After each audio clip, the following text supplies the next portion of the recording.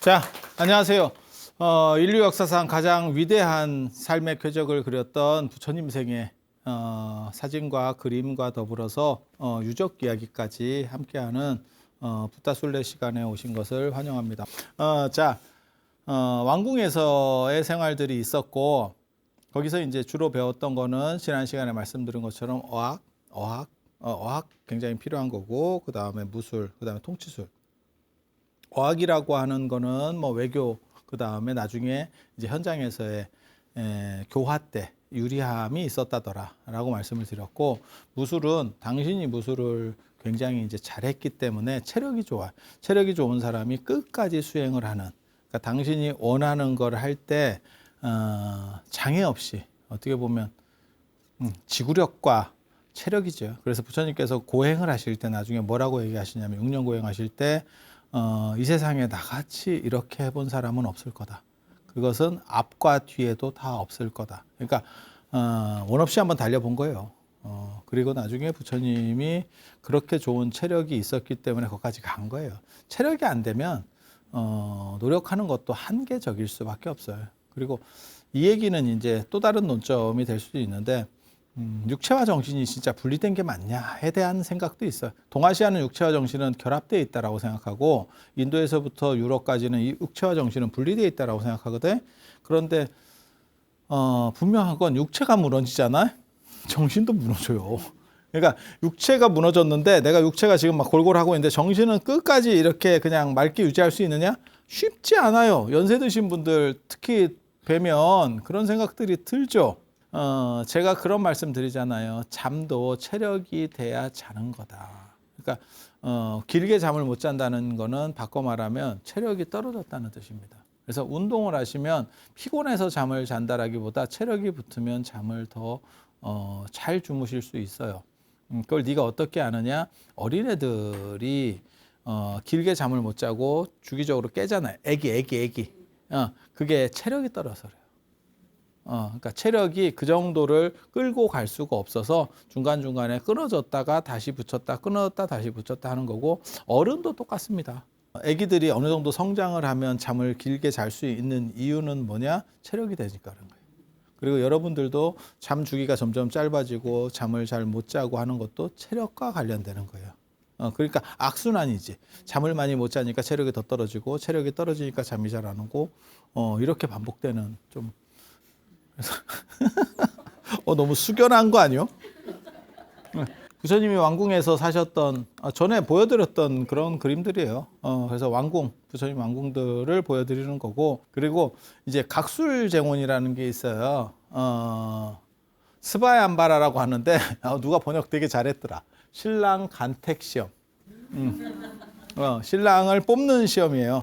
춘향전 보면 이도령과 성춘향, 그게 이성이잖아. 이도령, 성춘향, 이성 이렇게 맞추는 거거든요. 그 다음에 그게 이팔청춘 이렇게 나오잖아. 그럼 16세쯤에 예전에 이렇게 결혼을 하는 거거든. 그러니까 17세에서 19세 사이, 저는 17세서를 주장을 하는 사람이거든요. 왜냐하면 19세 출가설이 있기 때문에 17세 정도의 결혼을 해야, 29세 출가설도 있고 19세 출가설 두 가지가 있어요. 그런데 저는 29세에 출가했다는 생각은 잘 안 합니다. 그 정도면 너무 늦어요. 지금은 29세도 별로 늦은 게 아니에요. 그래서 이제 왕궁에서 계속 생활하시다가 그 장소가 이제 여긴 거예요. 왕궁에서 계속 생활하시다가 나중에 이제 출가할 때 동쪽문, 출가할 때 동쪽문 쪽 동방. 그래서 거기서 이제 생활하시다가 한 17세 무렵에 이제 결혼 정년기죠. 이때쯤 오면 이제 결혼을 해야 되고, 제가 말씀드리잖아요. 귀족의 결혼은 정략 결혼이기 때문에 굳이 막 이렇게 선택 안 해도 된다. 선택을 안 해도 된다. 그러니까 연애 결혼하고는 틀려. 안 맞춰봐도 돼. 조선시대도 마찬가지예요. 정비는 그냥 이렇게 하는 거예요. 자기가 막 결혼 당사자가 나 안 할래 이렇게 안 돼. 아버지가 왕인데 그래도 세자빈을 드려야 되지 않겠니? 그러면 예 이러면서 그냥 하면 되지. 왜? 마음에 드는 여자가 있는데요? 후궁 드리면 돼. 후궁 드리면 돼. 그거 아무 문제 없어. 그냥 부인인 거지 안 가면 돼. 이게 굉장히 이게 지금하고는 완전히 이게 문화 배경이 다른 거예요. 그러니까 예전에 귀족들은 다 나이 차면 한다니까. 어느 정도 딱 차면 하는 거래. 그리고 저때 이제 이게 어느 정도 사실인지는 저도 잘 모르겠어요. 근데 이제 각술쟁원이라는 게 나와요. 그게 뭐냐면 여러 명의 결혼 상대를 놓고 그 결혼 상대들끼리 결어서 1등한 사람이 그 여자랑 결혼하기. 이제 두 가지 얘기가 있어요. 원래는 일반적으로는 야쇼다라가 부처님 부인 야쇼다라가 콜리족 출신이고 콜리족의 선가왕의 딸이라고 얘기가 나옵니다. 근데 또 다른 데는 석가족 출신이고 마하남의 딸이라고도 나와요. 마하남이 너무 많아. 이 마하남이라고 하는 사람은 너무 많아가지고 누가 누군지를 모르겠어. 그 마하남이라는 사람도 되게 많이 나와요. 그래서 누구를 얘기하는지 모르겠어요. 그냥 우리식으로 하는 철수 같아요. 배철수인지 김철수인지 뭐 이철수인지 뭐 그냥 동네에 하나씩 있는. 그래서 되게 흔한 거라서 누구를 가리키는지 정확하게 잘 모르겠어요. 왜냐면 부처님 사촌 동생도 마하남이 있기 때문에 그래서 뭐 많아. 그래서 그렇다 치고 그 석가족 여자라고 하는 부분에는 뭐가 나오냐면 부처님이 이렇게 딱 뜨면 인물이 좋아가지고 귀족 여자들이 이렇게 쫙 이렇게 주변에 이렇게 감싼데 그럼 부처님이 선물을 이렇게 하나씩 준다네. 귀족 연회라고 생각하면 돼. 연회. 예. 그래갖고 딱 이렇게 해서 뭐 이렇게 딱 나와가지고 뭘 하면 주변에 이제 이렇게 눈에 띄려고 그래서 했는데 야쇼다를 약간 도도한데 도도하니까 늦게 온 거야. 그러니까 딴 사람들은 다 받았는데 물건이 없대. 그래서 이제 물건을 뭐 못 주고 뭐 삐끼고 뭐 나중에 줄게 뭐 이런 얘기가 또 나온다니까. 불분행직경이나 이런 데 보면 그래 나중에 준다 뭐 이러니까 아이씨 뭐 이러면서 또 딱 이렇게 아유 사람 뭘로 알고 또 뭐 이러면서 나도 있는 집인데 뭐 이러는 거야. 그게 나중에 스트레스가 됐는지 부처님이 전생담을 얘기해요. 우다인이라고 부처님 친구가 있어요. 나중에 그 굉장히 친한 친구거든. 우다인이라는 사람이 그러니까 부처님하고 가장 가까운 친구면서 옆에 어떻게 보면 도와주는 사람. 부처님이 뭐라고 말씀하시냐면 내가 전생에 야쇼다라랑 부부였는데 이러면서 얘기를 하시는데 되게 웃겨요. 원래는 자기가 왕자고 얘는 이제 왕비는 아니고 세자빈 같은 뭐 이런 거야. 그렇게 해서 이렇게 결혼을 해서 살고 있었는데 왕한테 미움을 받아서 잠깐 쫓겨났대. 그러다가 운 나쁜 자라를 만났네. 아유 그래서 여기 좀 자고 가라 이러면서 자라 이러면서 그걸 삶았대. 그러니까 사냥 능력은 안 되고 자라를 잡은 거야. 자라를 잡은. 그건 좀 생각해 보기에 잘하면 잡을 수 있겠다 이런 생각이 들잖아. 그래서 잡아가지고 마누라랑 같이 이걸 뺏겨가지고 요리를 한 거야. 아니 이제 먹으려고 뭐 그럴 수 있잖아. 그랬는데 물 조절을 마누라도 이게 음식을 안 해봐가지고 물을 얼마를 부어야 되는지를 모르는 거야. 그래갖고 좀 익을락하니까 물이 쫄아가지고 물이 없대. 그러니까 그 남편이 뭐라고 얘기했냐면 물을 떠와라. 이게 지금 이게 제대로 안 된다. 하고 물을 떠러 갔대. 바로 옆에 있는 게 아니잖아. 옛날이니까. 떠러 가서 갖고 왔더니 남편이 그 간 사이에 먹었어요. 그거를 혼자서 올라당. 이게 무슨 막장 드라마도 아니고. 그래서 마누라가 물 떠갖고 왔더니 자라 어디 있어요? 이렇게 얘기했더니 남편이 뭐라 했는지 알아? 살아서 갔어요. 이게 무슨 와 이런 멘트가 가능한가? 네가 간 사이에 살아서 도망갔어. 이렇게 얘기했다는 거예요. 이게 말 같지도 않은 소리잖아. 마누라 입장에서도 그렇게 해서 나중에 이제 왕으로 이 사람이 결국은 왕이 죽고 왕이 돼요. 그리고 나서 잘해줬대. 그런데도 이게 또 트리플 A형이야. 그래가지고 이게 또 오래 가는 거야. 그래서 뭘 해주면 그때 지 혼자 홀라당 먹고 이러면서 그러니까 좋은 걸 해줘도 이게 보상이 안 되는 거야. 저거는 배신자. 이게 위험하면 배신할 놈. 그러니까 신뢰가 무너진 거지. 이게 지금 그렇게 신뢰가 무너지면 요즘은 이혼하라고. 이게 신뢰가 너무 크게 무너지면 잘 안 돼. 그때 그게 쌓여서 안 풀린 게 현생에 작동을 해서 내가 줄 물건이 없었다. 라고 얘기하는. 와, 나 이런 거 보면 진짜 재밌다.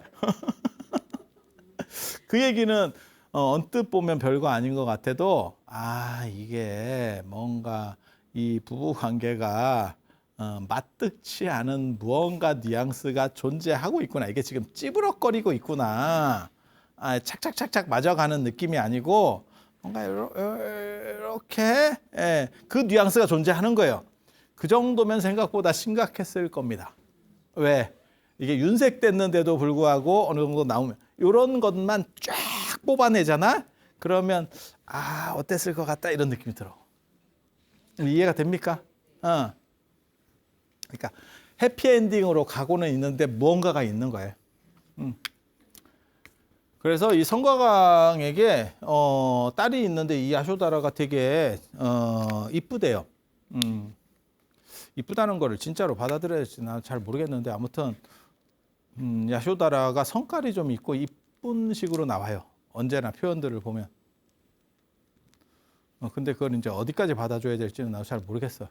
정확하게 잘 모르겠고 성곽 딸인데 되게 이쁘대. 설정은 그렇게 나와요. 계속 상당히 뭐 그랬던 게 있었을 것 같아. 그리고 이렇다 보니까 정반왕이 우리랑 결혼해서 동맹을 맺읍시다라고 했는데 한두 사람이 온 게 아니래. 그런 식의 제의가 이웃나라, 그러니까 다 조그만 소국들이에요. 지금 같은 이런 나라들이 아니야. 조선 이렇게 생각하면 안 돼요. 우리 뭐 삼한시대 뭐 이런 거. 그러면 그게 막 어떻게 보면 가야 연맹, 육국 뭐 이런 거 있잖아. 육가야 이런 것처럼 그런 소국들이야. 그래서 주변에 영토를 접하고 있는 여러 나라들이 있는 거예요. 근데 이 나라에서도 같이 할래? 같이 할래? 같이 할래? 이렇게 된 거야. 그러니까 누구랑 같이 하면 욕먹을 것 같다는 거예요. 그러니까 친하니까 같이 할래를 했지. 그런데 한 사람이랑 해버리면 뭐 예를 들어서 5사람이 같이 할래를 했어. 근데 한 사람이랑 해버리면 4사람이랑은 왼수지는 거예요. 사람을 뭘로 보고 우리 친한 줄 알았더니 이놈이 말이야. 이러면서 이제 분노하겠지. 아니 벤치 맞은 데서는 당연히 기분 나쁘잖아. 내 아들은 뭐 사람 아니냐? 뭐 이러면서 우리도 밥술 좀 뜨는데 네가 뭐 세봐야 뭐 어쩌다고 이런 식으로 나오겠지. 다. 그래서 안 되겠다 싶어서 시합을 열었다는 거예요. 공개 오디션을 해서 제일 어떻게 보면 무술 실력이 뛰어나서 그러니까 예전에는 배점에 제일 큰 게 무술이라니까. 지금은 머리가 배점인데 봐봐 어학하고 무술은 머리랑 큰 관계가 없다. 물론 머리가 있으면 더 좋을 수는 있어. 운동도 더 효율적으로 할 수 있어. 머리 좋으면. 그리고 어학도 더 잘할 수 있어. 하지만 이게 직결되는 건 아닙니다. 머리랑 어학이 아까도 제가 지난 시간에도 말씀드렸었잖아요. 어학은 습관하고 비슷한 거지. 여러분도 예를 들어서 부모님이 뭐 외교관이야. 이래서 몇 나라에서 살았어. 그럼 그냥 하는 거예요. 어렸을 때 왔다 갔다 하다 보면 그렇게 하는 거지. 무슨 뭐 그게 대단한 건 아니거든. 물론 대단하지 않은 것도 아닌데 그것도 다 노력이 들어가고 뭔가가 있긴 한데 제가 얘기하잖아. 수학은 머리가 좋아야 하는 게 맞고 영어는 많이 가보고 돈 있으면 어느 정도는 된다. 그래서 공개로다가 해버렸대. 그랬더니 한 1000명이 몰렸다네. 저요 이렇게 저. 근데 이게 여기서 알아둬야 될 게 이게 이런 식의 흐름이 무사 귀족 사회에 있어요. 그러니까 이게 특수성이 아니고, 그러니까 이게 이제 존재했는지 안 존재했는지는 정확하게는 알 수가 없어. 하지만 이런 식의 흐름이 상당 기간 뒤에까지도 보여요. 인도에만 있는 게 아니고 유럽에도 있었고 시대적으로 다 있어요. 그러니까 전사 집단이라고 하는 게 뚜렷하게 있으면, 그러니까 유럽으로 말하면 기사입니다. 기사. 이들은 그런, 그러니까 일본으로 말하면 사무라이 같은 거예요. 그런 사람들은 명예를 중시 여기고, 그리고 저런 집단의 가장 큰 특징 중에 하나가 뭐냐면 종교랑 결부되면 그렇게 전쟁터에서 명예롭게 죽으면, 그러니까 내가 할 도리를 다 하다가 죽으면 천국 간다라는 설정이 있어요. 그러니까 이슬람에도 지금도 그게 있는 거예요. 그 지하드도 그렇고 성전이라고 하는 개념도 그렇고, 그래서 그분들이 자살, 어떻게 보면 테러 같은 거, 폭탄을 여기다 감고 그걸 누르면 주변 사람도 문제지만 나는 그냥 어떻게 보면 해체되는 거거든. 그런데 그거를 어떻게 그 심리적 부담을 감내할까? 그게 죽은 뒤에 천국 간다는 게 있어요. 거기서 다 보장된다라고 생각을 하는 거예요. 그래서 갈 데가 있는 사람들이 훨씬 더 용감해요. 인도 같은 데서 이렇게 킹코브라 이렇게 물렸어. 그래서 구멍 두 개가 뚫렸어. 그러면 이거를 살을 도려내고, 안 그러면 여기를 잘라내고가 가능하냐? 안 된다니까, 현실적으로. 이론적으로는 생각할 수 있지만 하다가 중독돼서 죽어요. 이렇게라도 자르거나 도리는 게 사는 길이라는 건 인지는 해. 하지만 그걸 실천할 수 있느냐? 굉장히 어려운 문제입니다. 그리고 막상 아무리 담대한 사람이라도 내가 지금 사형을 당하는 게 초읽기로 짝짝짝 들어오잖아. 그러면 불안한 건 어쩔 수가 없어요. 그런데 그게 종교적으로 굉장히 되면, 어떻게 보면 순교자들도 그런 사람들이거든요. 그런 사람들은 사후에 보장된다라고 생각하기 때문에 잠깐이면 끝난다라고 생각하는 거예요. 끝나고 인생 역전이다. 밀항하고 있는 거고, 거기서 내리기만 하면 나는 다른 사람이 되는 거야. 이렇게 생각하는 거예요. 물론 뻥클 수 있는데 그게 이제 문제인 거죠. 사기였을 수 있는데. 그래서 그런 부분들이 저 전사 집단에 존재해요. 만약에 적이 없으면, 전 세계적으로 마찬가지입니다. 전사 집단에 적이 없으면 앞에 나가서 용맹하게 싸우기가 굉장히 어렵습니다. 그래서 거의 전 세계에 저 귀족이 전쟁하던 시절에는 저런 식의 쇠뇌 구조가 거의 대부분 발견돼요. 왜? 그래야 임전무퇴하지. 전쟁에서 참상들이 벌어질 때 뒤로 안 물러나는 거 쉽지 않아요. 그게. 그러니까 저절로 물러난다니까. 그거는 심리적으로 뭐 단련한다고 되는 게 아니고 너무 무서운 거예요. 너무 무서운 거야. 그리고 그거는 인간의 본질에 속해 있는 부분이거든요. 그런데 죽고 나서 그게 다 완전 반전된다. 이건 잠깐의 꿈일 뿐이다라는 식으로다가 세뇌를 시켜야 끊임없이 그게 화랑도에서도 보인다고 생각을 하거든요. 사실은. 그렇지 않으면 관창같이 그렇게 안 돼. 절대 안 돼. 예. 그래서 그런 모습들이 있는 거고, 그래서 요렇게 어떻게 보면 전사 집단이 주류를 차지할 때, 그들은 귀족입니다. 전사 플러스 귀족입니다. 그리고 죽으면 천국 간다. 이런 거 하는 사람들은 대부분 또 놀이도 무술이에요. 무술이에요. 그래서 저런 사람들이 경쟁을 해서 1등이 자기가 원하는 여자를 선택한다. 서바이벌이죠. 야, 이건 무슨 트로트도 아니고 그렇게 해서 저기서 부처님이 1등을 하신대. 1등 하신대. 그리고 그때 이제 가장 비중이 컸었던 게 활이에요. 활. 그래서 성곽왕의 활을, 사자협왕의 활을 가지고 쏘는데 독이 있대. 항아리. 이게 쇠로 된 항아리래. 쇠로 된 항아리 7개를 놓고 활을 쏴서 관통하는 거예요. 안 들어갈 것 같은데. 그러니까 이제 활에 어떻게 보면 힘을 보는 거죠. 쇠로 된 건 아닌 것 같고 그냥 항아리가 아니었나라는 추정을 하는데, 요즘도 그런 거 있어요. 유튜브나 이런 거 보면 각 총 같은 거를 가지고 어디까지 뚫라 이런 거 하는 유튜버들도 있어. 그래서 탄환을 바꾸면 어디 몇 개를 뚫고 뭐 몇 개를 뚫고 이런 애들이 있거든. 그런 식으로 예전에 어떻게 보면 내가 얼마나 활 힘이 좋은지를 큰 강력한 활을 쏠 수 있는지를 테스트하는 것 같아. 그래서 항아리 같은 거를 놓고 하면 깨지니까 되게 보이는 거지. 몇 개 뚫었다. 뭐 이런 식으로 했는. 근데 여기는 이제 쇠 항아리로 쇠로 못 뚫습니다. 그냥 석궁이나 쇠뇌도 쇠 항아리를 뚫을 수는 없습니다. 근데 뭐라고 나오냐면 7개, 이게 칠진법 때문에 나타나는 거예요. 7개의 항아리가 있고 그걸 이제 누구는 2개를 뚫고 누구는 3개를 뚫고 뭐 이렇게 이제 설정들이 나와요. 근데 부처님은 7개를 뚫고 활을 딱 구부려 가지고 활을 구부려서 딱 당기니까 그 일리아드 오디세이아에도 그거 나오는데 거기서 보면 도끼 구멍으로 해서 쫙 해서 그 활로다가 그 도끼 구멍들 연속으로 쫙 뚫는 그런 대목이 나오는데 7개 자 봐라 활로 쫙 당겼더니 7개의 저 쇠솥이 쫙 뚫리고 그게 끝없이 날아가서 땅에 꽂혔는데 샘이 솟았대.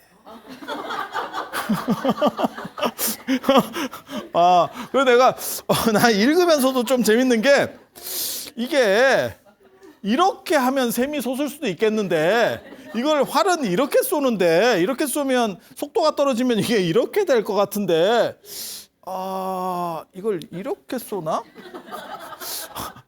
그래서 땅에 박혀갖고 샘이 솟았대. 이거 되게 재밌어요. 되게 재밌어. 그래서 거기서 이제 그러니까 2가지 생각하셔야 돼. 전사 집단과 귀족 이들은 무술을 중시했고 화랑도도 그런 거예요. 무술을 중시했고 결혼과 관련돼서도 1등이 무언가를 한다라고 하는 설정 그건 전 세계적으로 있었다더라. 라고 하는 거 한 가지. 그리고 그게 이제 네팔도 저런 영향권이 존재했는지는 모르겠지만 개연성은 있는 사건이에요. 그리고 여기서 무술 대회에서 1등을 해서 지명권이 생기는 거야. 지명권이. 그리고 그게 부처님이 이제 1등 했다는 이야기고 그리고 또 뭐가 있냐면 그 당시 2등이 나와요. 2등이. 1등이 부처님. 이거는 그냥 거짓말입니다. 딱 봐도 거짓말입니다. 2등이 난타. 3등이 제바달타입니다.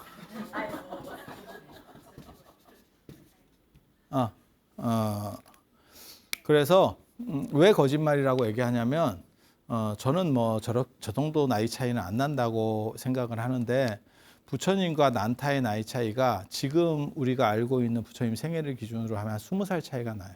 그래서 부처님이 17세에 난타가 존재하지 않았습니다. 난타는 지금 아빠 몸속에 있어. 뭔 얘기인지 알아들으시겠어요? 아빠 몸속에 있어. 그래서 경쟁 상대가 될 수가 없어요. 그리고 17세나 이런 정도의 사람들은 경쟁이 몇 살만 차이 나도요. 경쟁 상대가 안 됩니다. 14세하고 17세는요. 경쟁 상대가 될 수 없습니다. 17세하고 20세는 경쟁 상대가 될 수 있어. 뭔 뜻인지 아시겠죠? 체력 차이가 확 난다니까. 초등학교는 1학년 차이가 큰 거요. 아니 맞잖아. 제바달타도 부처님보다 훨씬 어린 사람이에요. 그래서 아마 난타보다도 좀 어리시거든요. 제바달타가. 제가 연대 추정을 한 바로는 그래서 경쟁 상대가 안 돼. 근데 이 사건이 그럼 없었다는 얘기냐? 아니, 이 사건은 있었을 개연성도 충분히 있는데 단 이들이 아니다라고 하는 거예요. 단지 사람들이 극적인 거를 만들어내기 위해서 구체적 인물 설정을 넣은 거예요. 이건 분명히. 그래서 뭐라고 나오냐면 부처님이 1등을 하고 코끼리를 받았대. 그래서 이제 카퍼레이드를 하는 거야. 코끼리를 딱 이렇게 이제 받아서 코끼리를 타려고 했는데 코끼리가 성문으로 대따 큰 코끼리 이제 퍼레이드용 의장용 코끼리 그래갖고 이렇게 성문으로 이렇게 들어오고 있었대. 그래가지고 그 코끼리가 너무 큰 게 성문으로 들어오니까 문이 꽉 비좁은 거야. 그러니까 사람이 이렇게 지나가다가 그때 제바달타가 지나가고 있었대. 제바달타가. 그래서 제바달타가 지나가면서 이제 기분이 안 좋은 거야. 자기는 탈락했고 설정은 그렇게 나오는 거야. 그래서 지나가면서 코끼리가 이렇게 크게 하니까 자기는 피해 가야 될 거 아니야. 피해 가다가 에라이 씨 하면서 주먹으로 때렸대. 그랬더니 코끼리가 그 자리에서 쭉 뻗어서 죽었대. 제바달타도 그 정도라는 거야. 제바달타도 그 정도. 그래갖고 사람들이 코끼리가 거기서 퍼져버리니까 자리를 더 많이 차지하는 거야.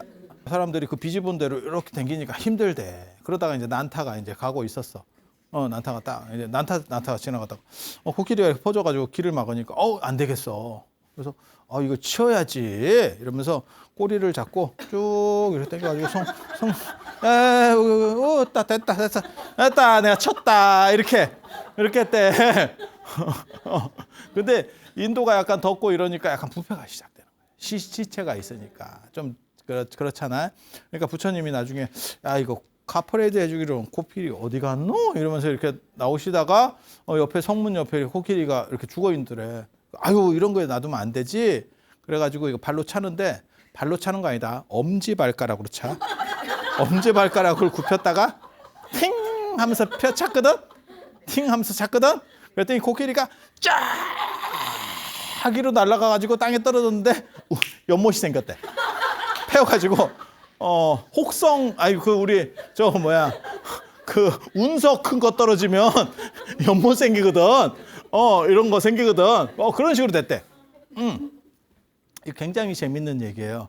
그러니까 엄지발가락으로 무엇을 한다라는 게 게임도 안 된다는 뜻이에요. 인도에서는. 그래서 부처님이 그 무술 대회에서 1등을 하고 결국 야쇼다라하고 결혼하는. 그런데 뭐 결혼이라고 하는 게 다 여러분도 해보셔서 아시겠지만 잠깐의 즐거움과 장시간의 참음이 있죠. 인내지, 인내. 뭐 그런 거죠. 되돌릴 수도 없는 거고. 그래서 야쇼다라 얼굴 공개합니다.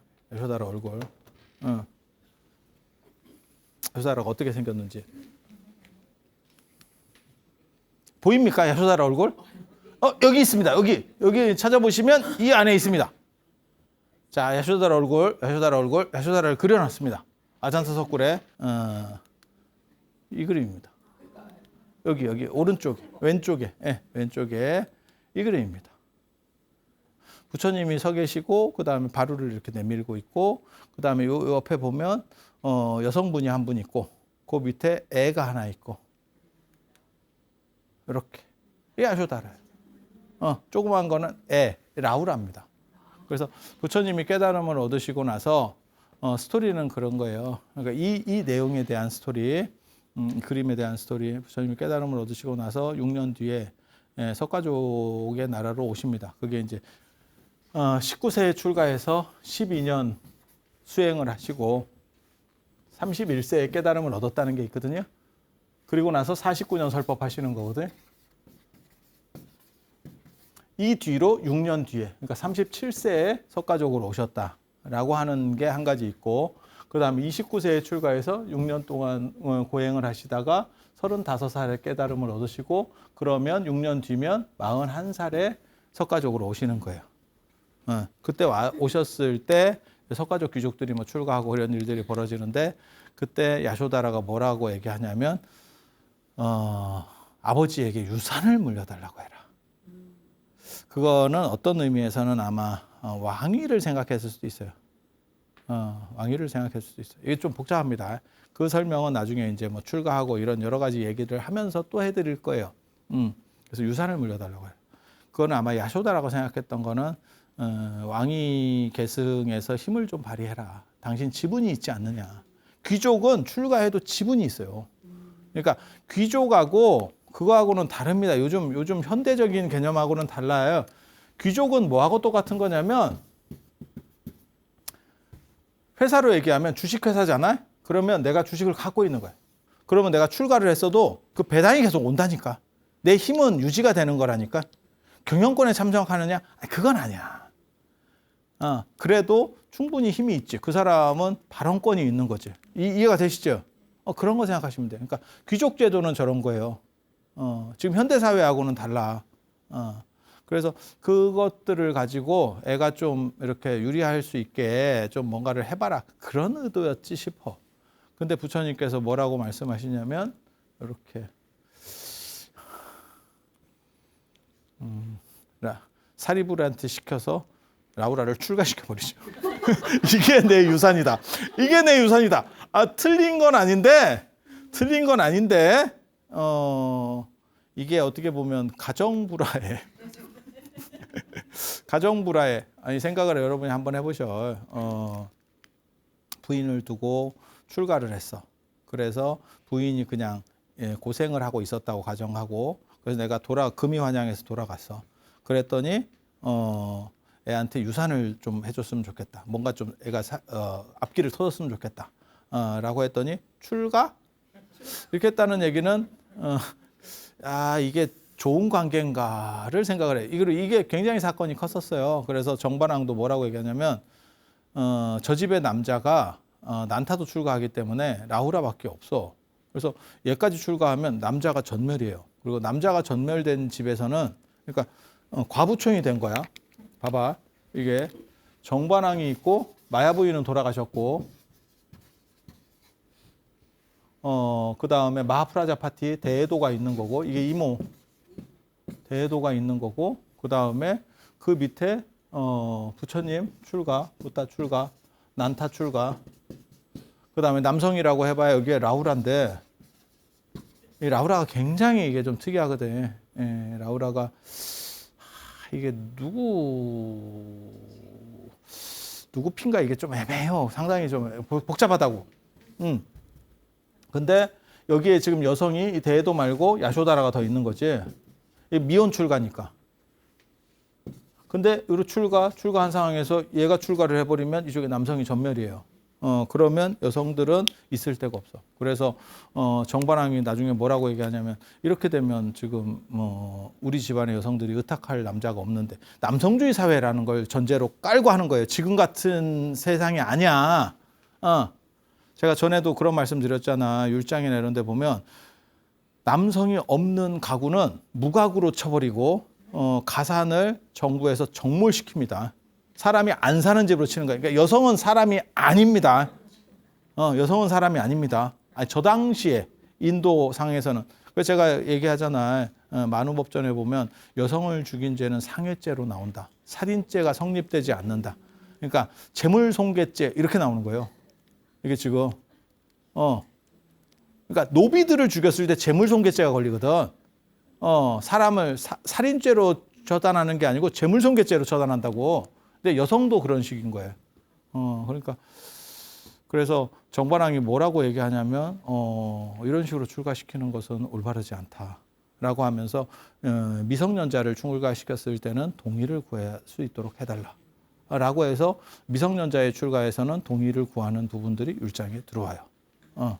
근데 이제 놀라운 건 그거지. 그 당시에 라후라가 7살인데 부처님이 지금 이때 출가를 하셔가지고 12년 뒤에 그 다음에 다시 이때 깨달음을 얻고 그러니까는 12년 걸렸고 그래서 그리고 플러스 6년 뒤에 지금 석가족으로 돌아오시는데 그러면 최소한 여기는 18년 여기는 6년으로 줄이니까 12년이 걸렸다는 얘긴데 그럼 라후라의 나이는 최소한 이거보다 많아야 되거든요. 근데 라후라가 당시에 7살. 이게 쉽지 않습니다. 여기에 얽힌 또 스토리들이 또 있어요. 여기에 얽힌 또 진귀한 스토리들이 있습니다. 대표적인 게 이제 나이가 안 맞으니까 6년 입퇴설이라고 엄마 뱃속에서 6년 동안 있었다더라 라고 하는 약간 궁색한 뭐 스토리긴 한데 그래서 이게 뭔가 집안에 조금 뭔가 좀 특이점들이 발견이 돼요. 그래서 뭐 그 얘기는 내가 나중에 기회 될 때 그쪽까지 갔을 때 스토리가 전개됐을 때 말씀을 드리고 오늘은 여기까지 하고 다음 시간에는 사문유관 이제 결혼해 보니까 별거 아니더라. 부처님이 저렇게 각술쟁원 저렇게 해서 결혼을 하시더니 왜 출가하게 되는가?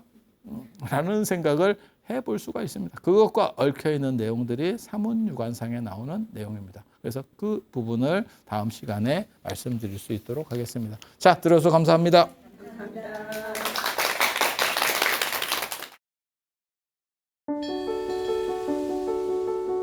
사찰로 들어서면 마음이 포근해집니다. 힘들었던 기억은 내려놓고 나를 찾는 시간을 가져봅니다. 나를 위한 행복 여행 템플스테이로 당신을 초대합니다.